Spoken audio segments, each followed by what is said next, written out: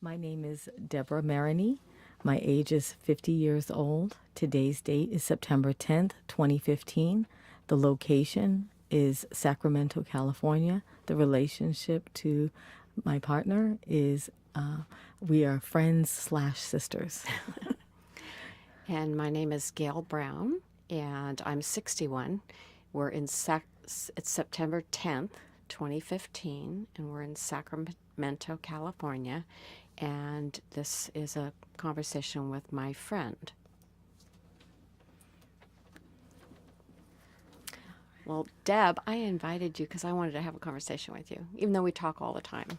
But, we've gotten really close, and part of it's because we both have husbands in prison. Yes. And have for a number of years, but also because we've been part of the Inmate Family Council to help other people at the prison. So I've worked a lot with you on that, and I knew what your compassion was for helping. So we've bonded over that, but a lot of it is just what we've gone through, Right. the good stuff and the bad stuff. Right.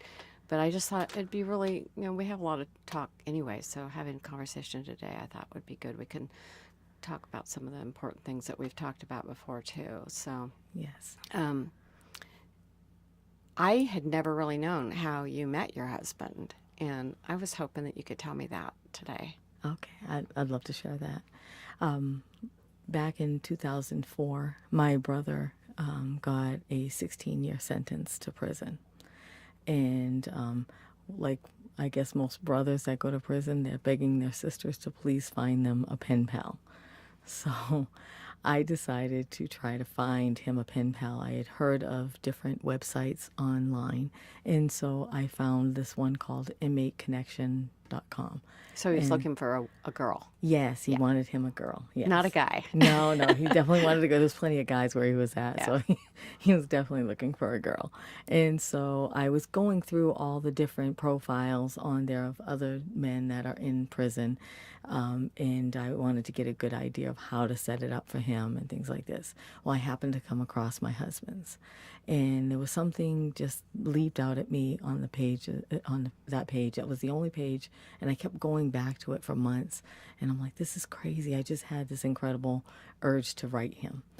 I know I've shared my faith with you that I am a Christian, and in my faith it does say to, God says to reach out to those that are imprisoned and, and visit them and things. So I thought maybe I would just develop a friendship with somebody that didn't maybe have a friend, and we would just be pen pals. I never anticipated falling in love and actually marrying him. So that's kind of how we met. Yeah. That's funny because that's a lot of how Barry and I met, too. Okay. I'm a photographer, as you know, and I was at one location a lot of times doing weddings there, and there was a gal that was a catering manager there, and she kind of let it happen, the conversation one day, that she was married to somebody in prison. And I thought it was so weird because she looks so normal. Right. It's like, I can't believe she's hangs out with a guy in prison. I thought I knew her. This is so strange. Mm-hmm. And a couple months later, she was talking about it again. And one time she said, if you would ever consider writing to somebody, my husband has a friend who's lost all of his family since he's been inside a long time, and he needs a pen pal. And I actually didn't even hesitate at it. I just said, and I remember this famously, as long as I don't have to meet him. Right. So, like you, it's like you stumble through it, never thinking you'll end up falling in love with somebody. But we wrote for 2 years. I was dating somebody. I was dating a lawyer at the time, and I'd talk about my dates and stuff like that, and we were just friends in letters. And then one day, this same girlfriend who asked me if I'd be a pen pal was going to go visit Barry because he transferred to a different prison, and she said, do you want to go? And I said, yeah, what the heck. Wow. So I didn't even know what he looked like. I didn't know if he was black or white or purple. Wow. I'd never asked him for a picture, even though I'd sent one of myself. Okay.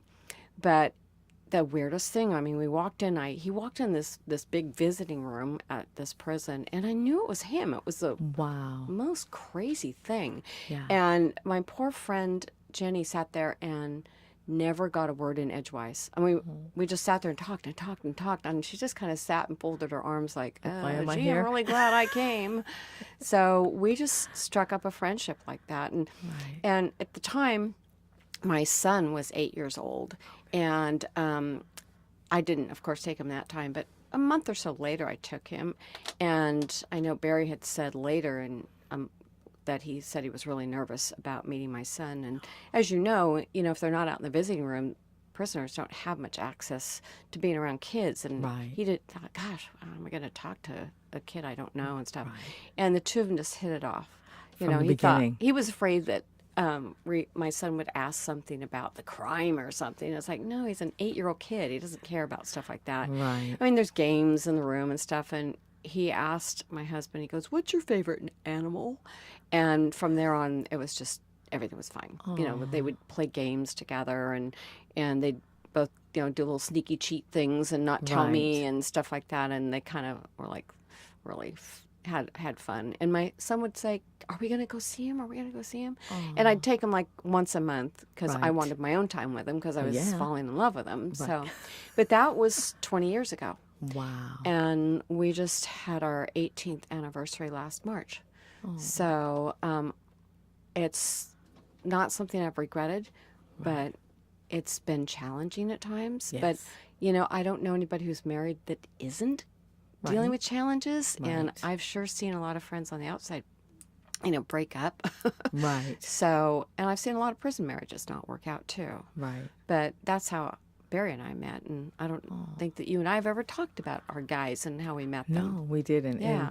And like you bringing your son Reed with you to meet him, and the same thing. I've brought both my children to meet him, and I have to tell you, I was single mom, so I dated a lot, and prior to meeting my husband, and my children have never liked anybody that I'd ever dated before. Yeah. They instantly fell in love with him. And even to this day, they're grown, they're adult children now, and they consider him their dad than anybody else. So they really bonded and connected with him. And so, yeah, it's been a beautiful thing. Even I've had a lot of support, actually, surprisingly, with my family. My mother adores him. I kid my husband all the time, and I tell him, if I didn't marry you, I think my mother would have, because the sun, the moon, and the stars set on him, and so I've been fortunate in that respect, of having the support of a majority of my family. Now, there is some family members that they've never been mean or cruel about it, but it's something that just don't exist. Yeah. They don't acknowledge it, at all. It's not nothing we discuss.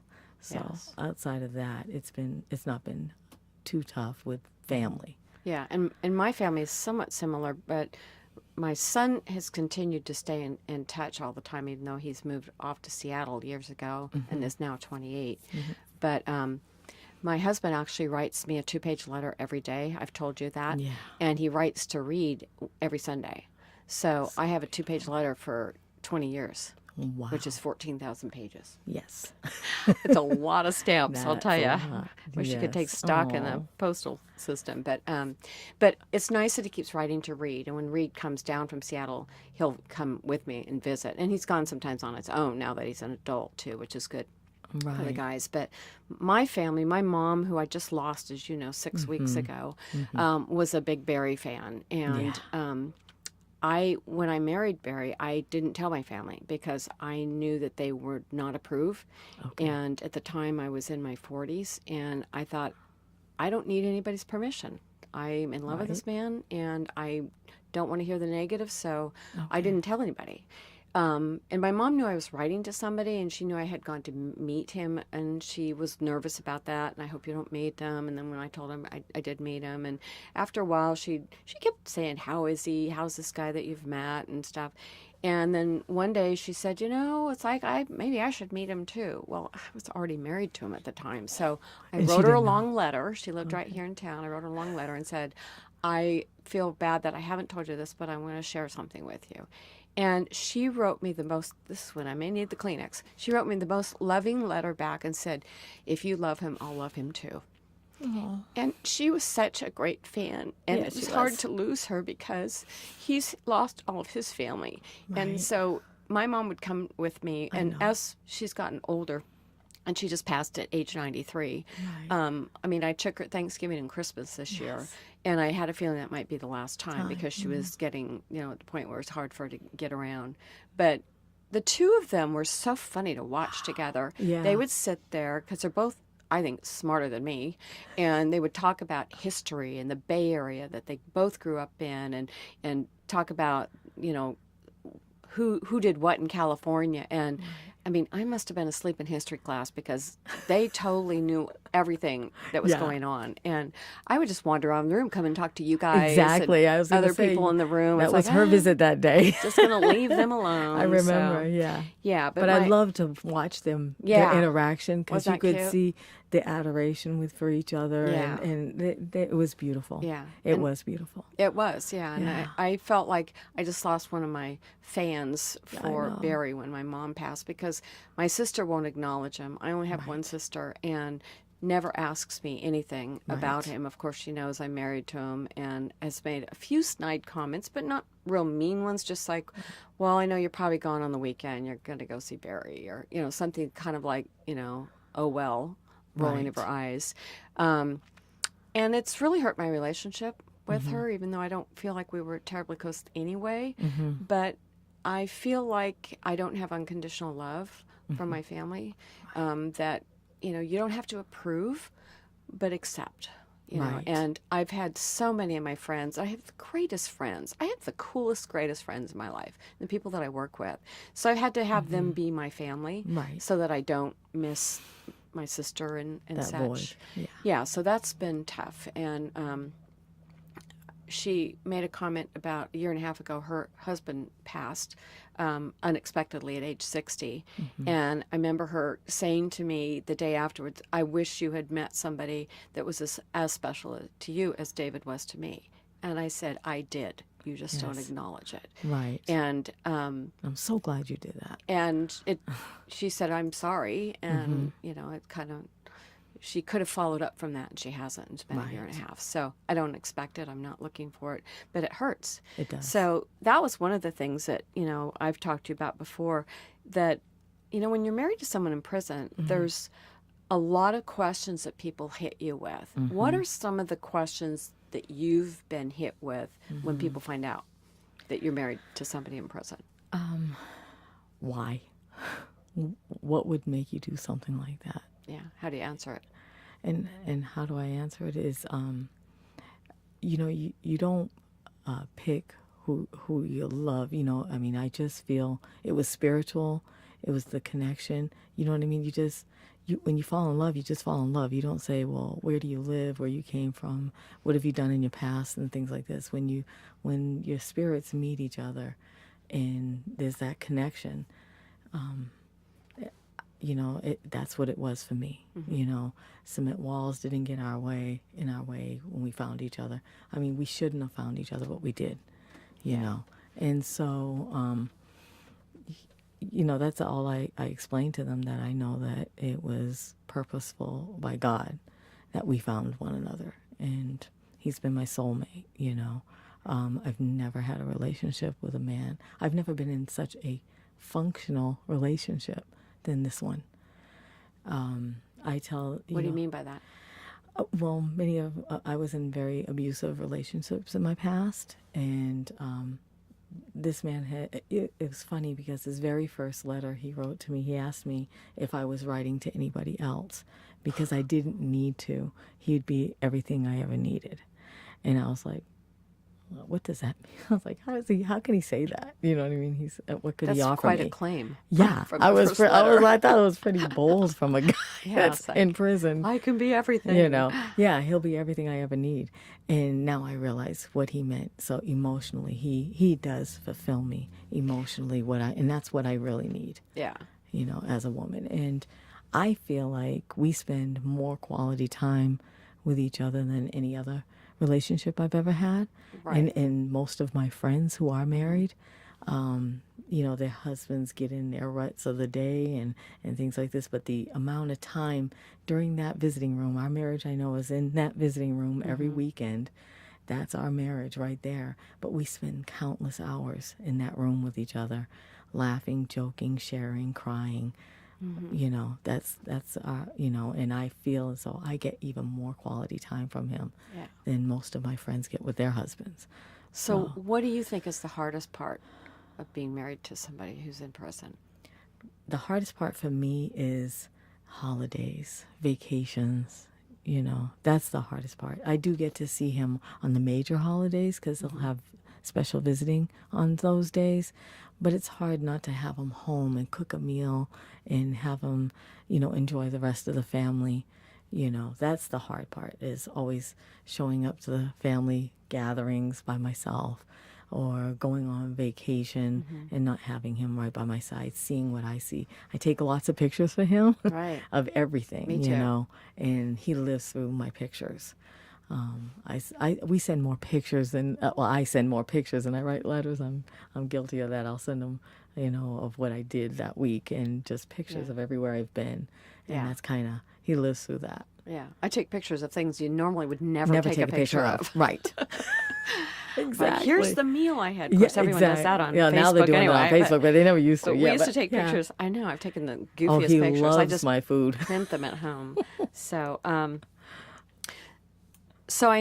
remember talking other times to you about some of the questions that people ask about people in prison, being married in prison. And some of them I think I get really offended by because they're asking things that are, I think, inappropriate to be asking. Okay. It's like they're prying too much. Okay. Like, why is he in there? What was his crime? What did he do? Do you believe him? Is he innocent? They're like trying to make it look like I made a bad decision. Or at least that's what it feels sounds like. Right. When they're saying that, like, how stupid are you for this? Right.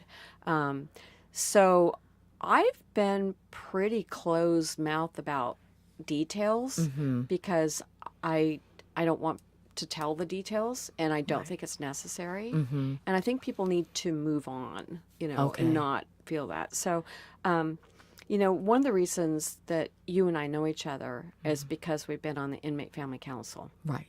Which is really important that we have in California. All the prisons have the Inmate Family Councils. Right. And you were co-chair, I was chair, and now I've turned it over to you and you're chair. Right. So I know you continue to be really involved and advocate for the families and such, because we see people there that need help. Right. So why do you do that? I'm a helping person by nature. That's kind of what I do. But I because I want it to be a positive experience for the families. I think that it's critical for the guys that are able to get visits, that they get these visits, because it really is a part of their rehabilitation, and it's the key component of their rehabilitation. And so when the families go through too much and get too much stress to visit, it makes them less wanting to visit just because of the anxiety that you have to go through. So it's really important to me that I try to help as many families as I can, that it's a very comfortable, rewarding, loving experience for them, and then to encourage them to come back more, so. And the challenges of the staff drive us nuts sometimes. It is, because for the staff, it's business.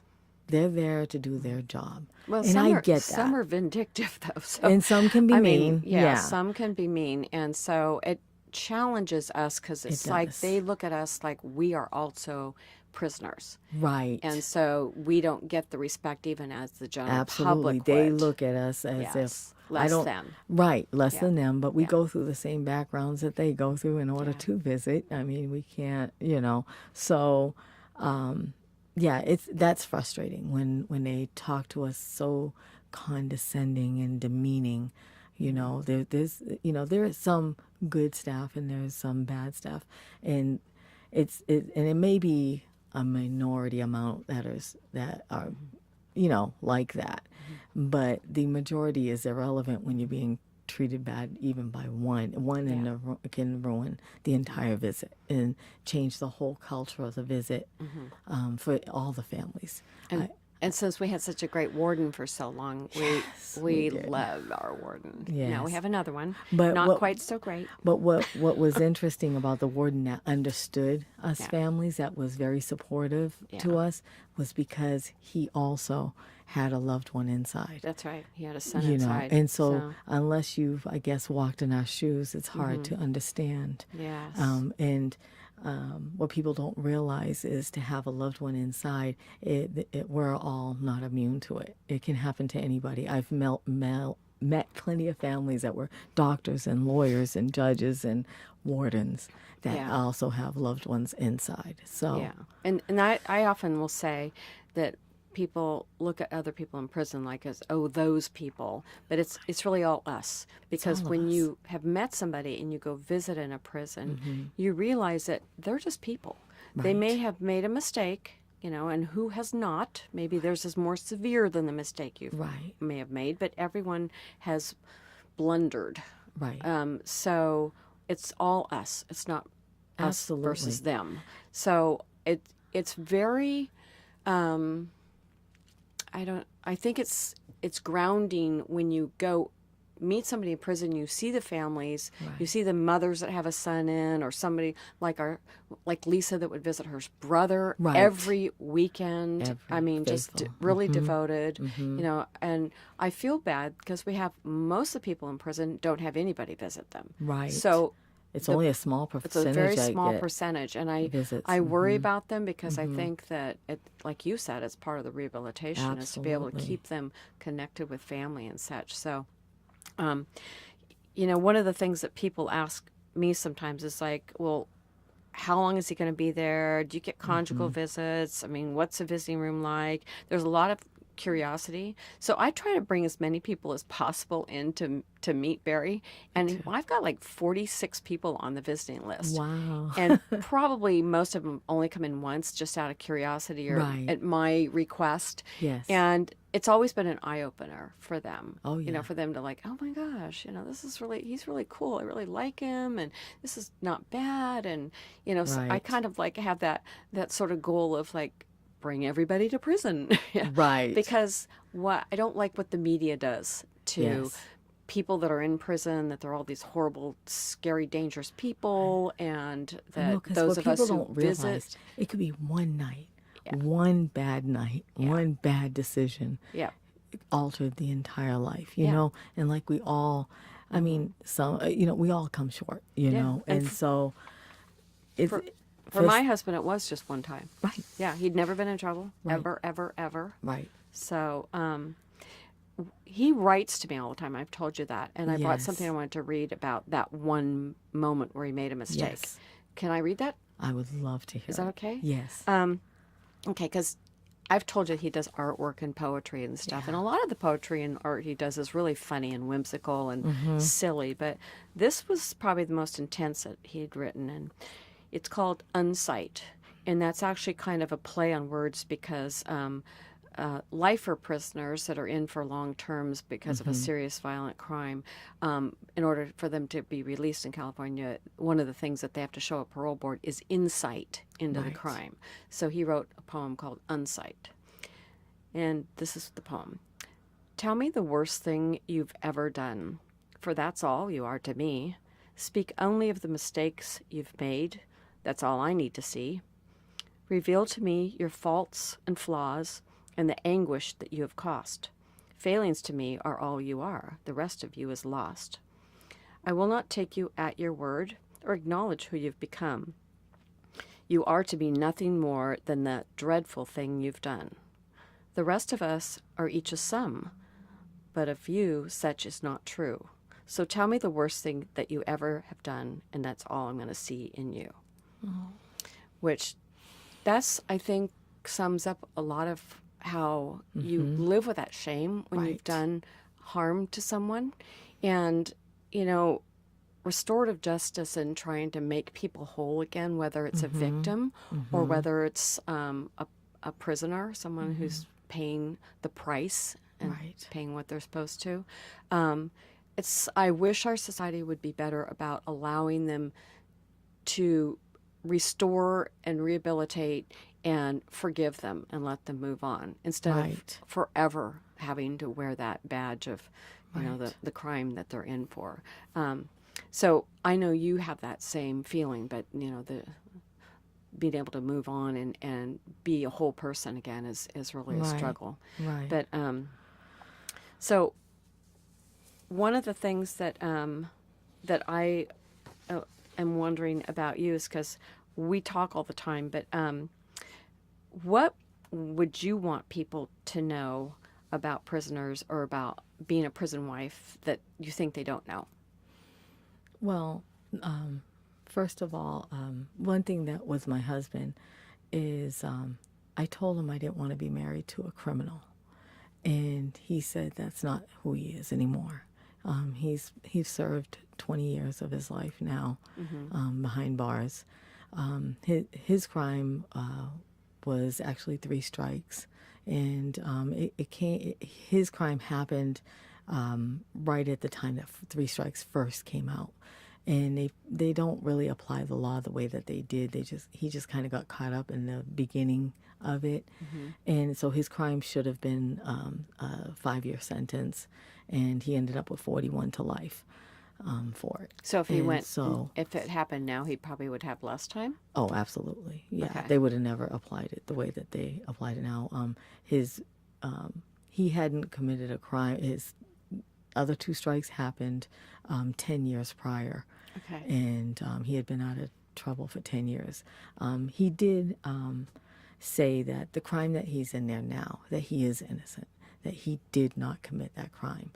And one thing about my husband is he seems very happy, and that's one thing. Even people on, loved ones that are inside visiting their loved ones, they're like, "Oh, when's he getting out?" I always get asked that question, and his date, earliest possible parole date would be 2032.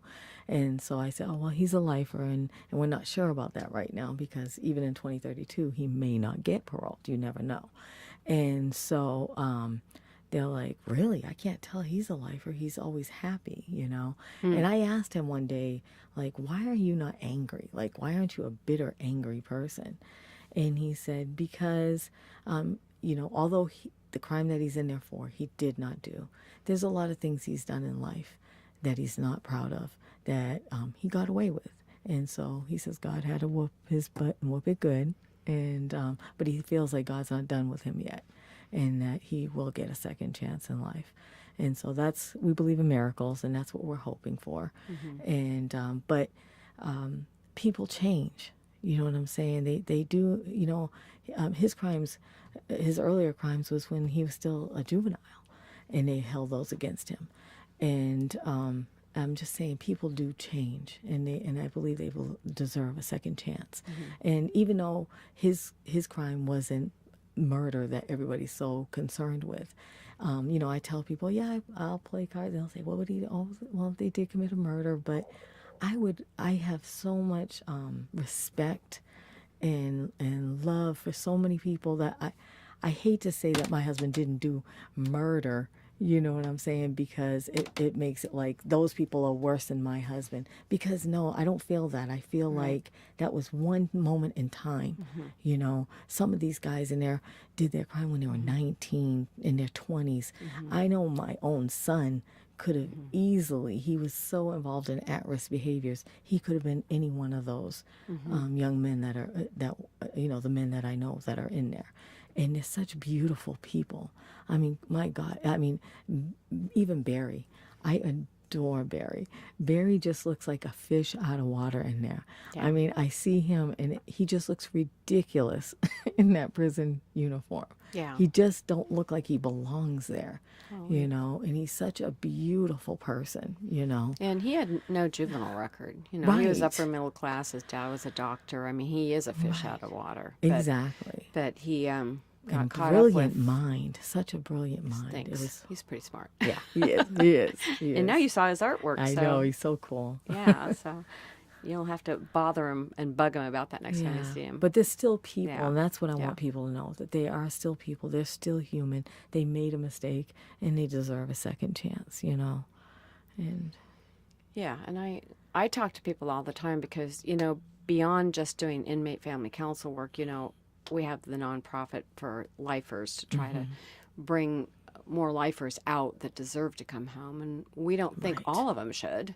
because course some of them not. are still dangerous people. Exactly. But those who've been in for a long time and have completely rehabilitated, Exactly. and they were 19 and now they're 60, Right. it's like they're such different people. And It's not the same they're person. I know I'm not the same person I was when I was right. 19, Yeah, So that's that's like, the thing that bothers me is they don't see it that way. yeah, And I've gotten to live both sides.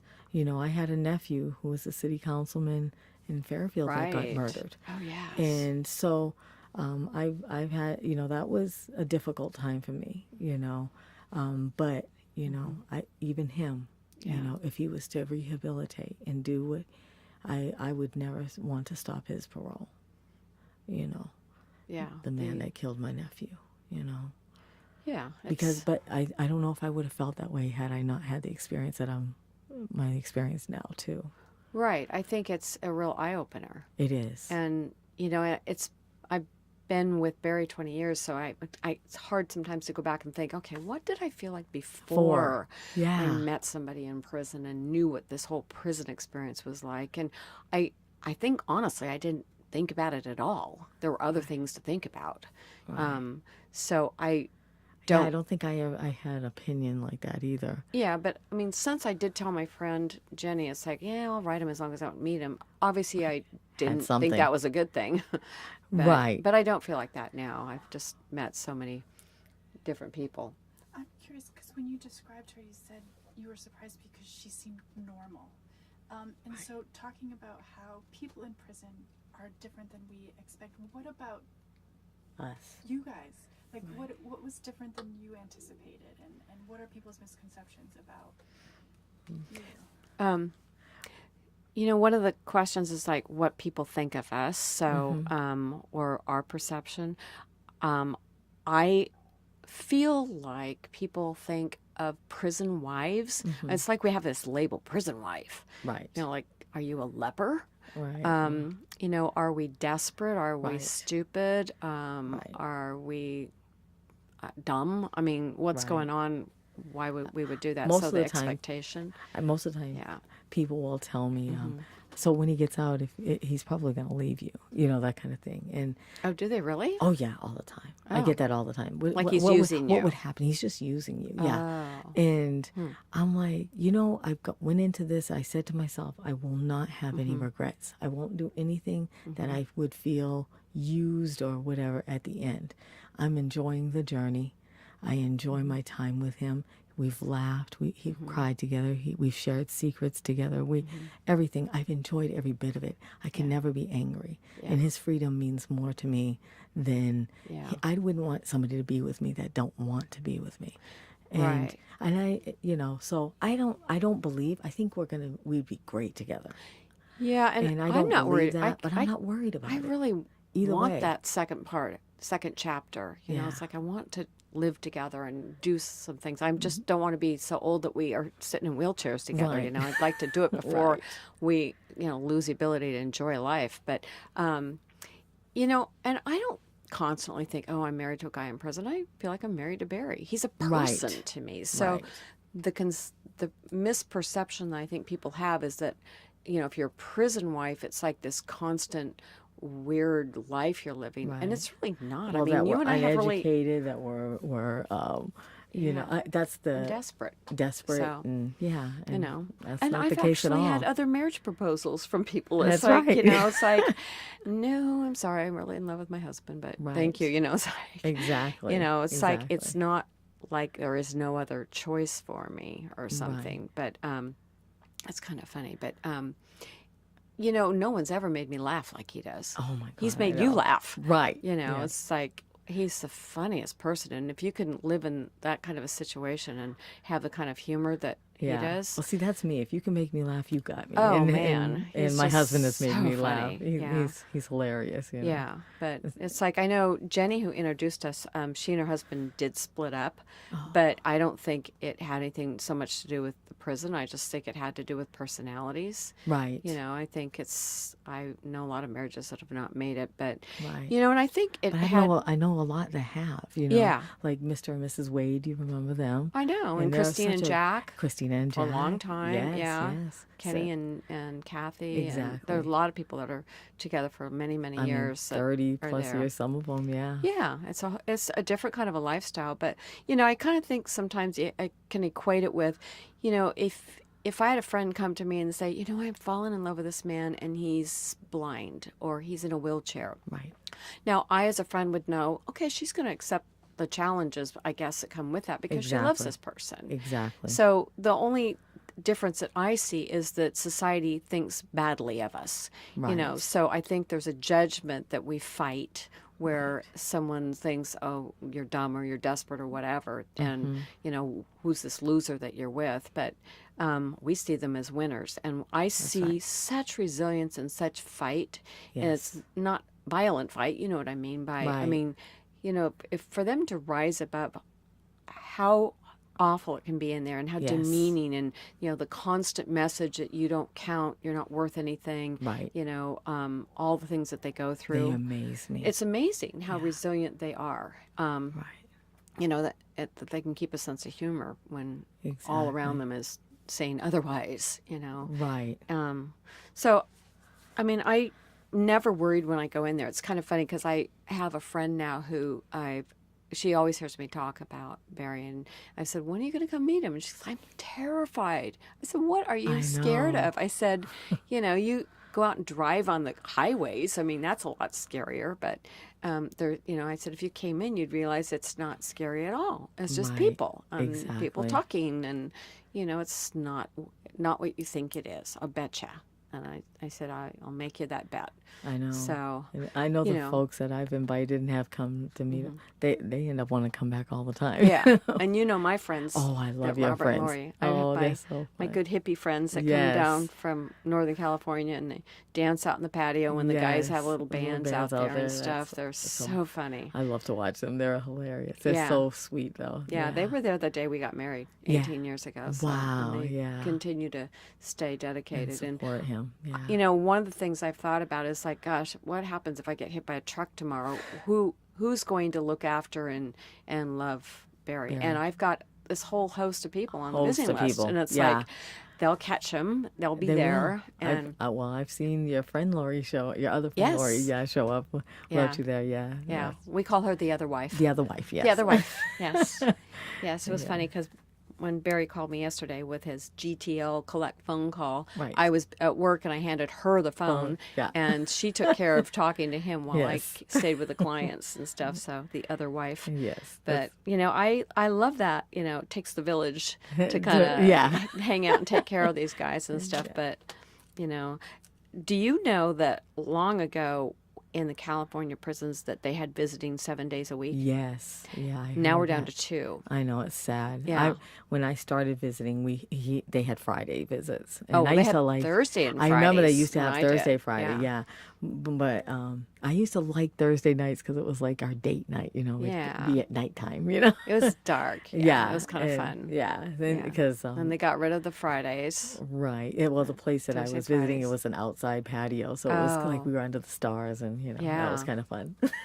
Yeah. So you make the counts. best of things, yeah. Yeah. Yeah, Yeah, we I know. didn't have the outside, but we were at a different prison than before I met you guys. Right. But, yeah, but we have a lot of friends there. I'm glad of all the friends we have. Yeah. You know, the usual crowd, Right. But yeah. all those that we We never all see. become family, I all know. the families, and we all become family with one another. And Yeah. look after each other, and I know. even us wives are hitting each other up, checking in on each other Yeah.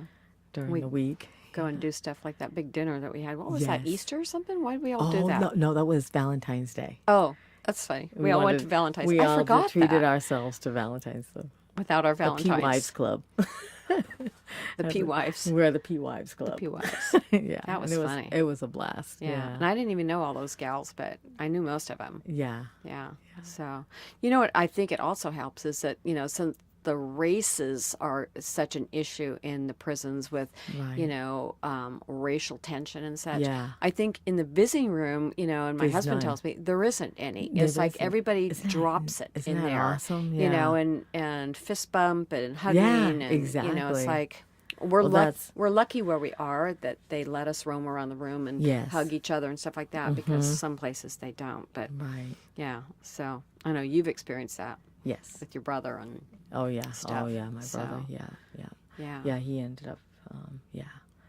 They called him a race traitor. Oh, Yeah, Not because he good. liked black people, so he got in trouble in there for that.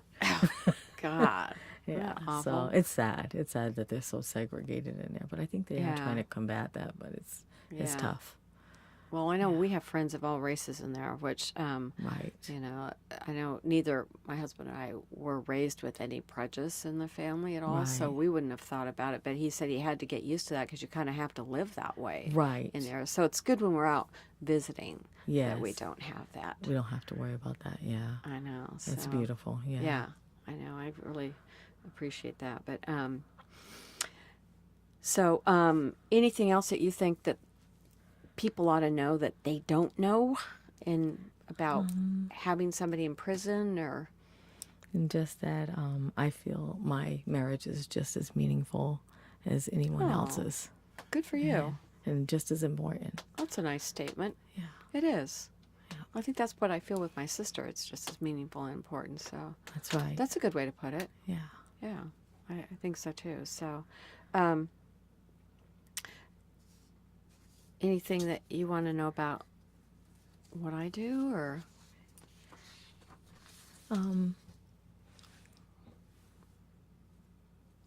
Well, I just want to, actually, what I would like to say is I love you. And you've always been an inspiration to me. I love the fight in you. And I want to grow up to be just like you. I just Wow. think you're phenomenal. well, you know. thanks.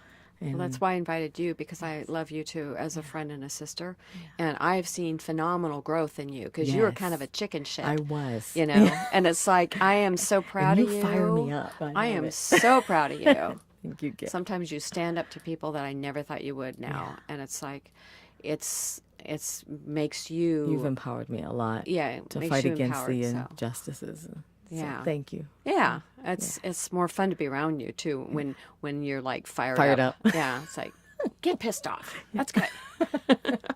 Yeah. So And thank you for inviting me today. This is yeah, awesome. I absolutely thought about you. It's like because we have a good friendship and good conversations, valuable ones. So Absolutely. yeah.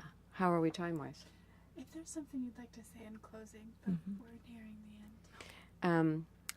I just wanted to close to say thank you for being here and meeting me and having this conversation. And I know it's one of many that we'll still have. Yes. Yeah. So lots to share, and as we go on with Our our journey Yes. as friends and wives of guys inside. And Yes. it'd be nice if someday we were wives of guys outside. Outside. Have a big barbecue. Yes. I love you, babe. I love you too.